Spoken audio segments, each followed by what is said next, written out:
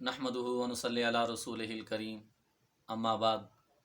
मेरे मोहतरम दोस्तों, आज हर मुसलमान ही परेशान है और इस बेचैनी और परेशानी के आलम में हर बंदा ही गमगीन और परेशान नज़र आता है, लेकिन असल परेशानी की वजह क्या है उसकी तरफ गौर नहीं करते।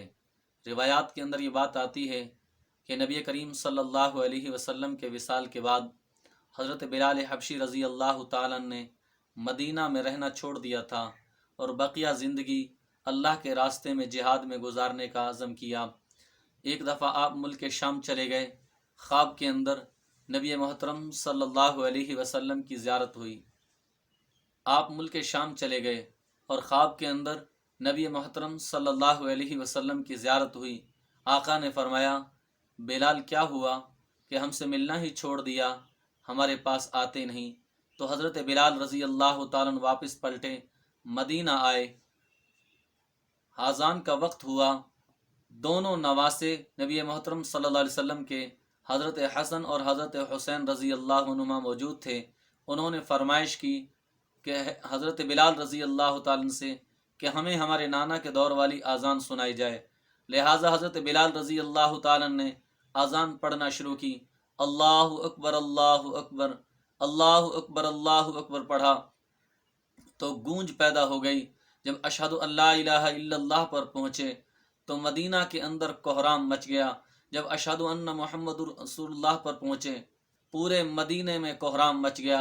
जब आप अशहदु अन्ना मुहम्मदुर रसूलुल्लाह पर पहुँचे, पर्दादार औरतें अपने घरों से बाहर निकल आई, क्योंकि उन्होंने नबी मोहतरम सल्लल्लाहु अलैहि वसल्लम का ज़माना देखा था और यही अज़ान वो नबी पाक सल्लल्लाहु अलैहि वसल्लम के ज़माने में सुना करती थी।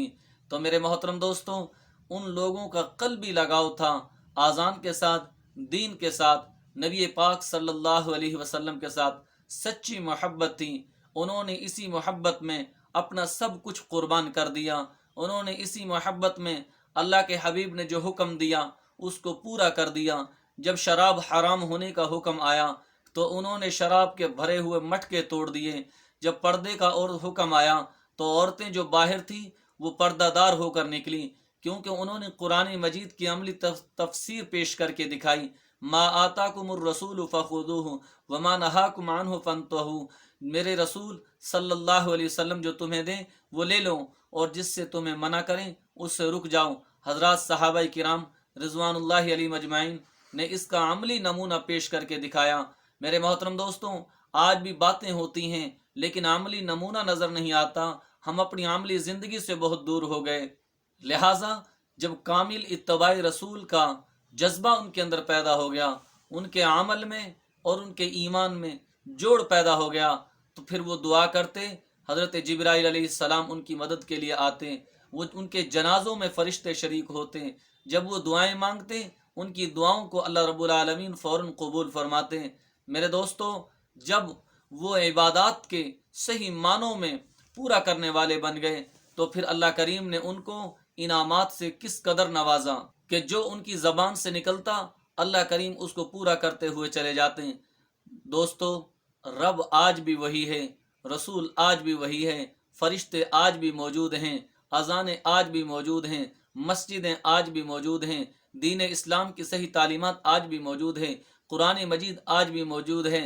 लेकिन क्या बात है कि आज मस्जिदें वीरान हैं, मस्जिदें आबाद नहीं, बाजार आबाद हैं, मस्जिदें वीरान हैं। अल्लाह की तरफ आने के लिए हम कोशिश नहीं करते, अल्लाह ताला को राज़ी करने की हम कोशिश नहीं करते। हम दावा करते हैं जी रब भी मौजूद है, हमारी क्यों नहीं सुनता?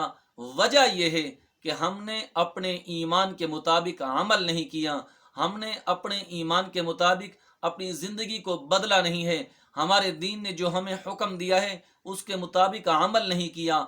जिन चीज़ों का हुक्म दिया है उनको सही मानों में हम करते नहीं हैं और जिन चीज़ों से मना किया है उनसे हम रुकते नहीं हैं। और हम दावा करते हैं कि अल्लाह करीम हमारी दुआओं को कबूल क्यों नहीं करते।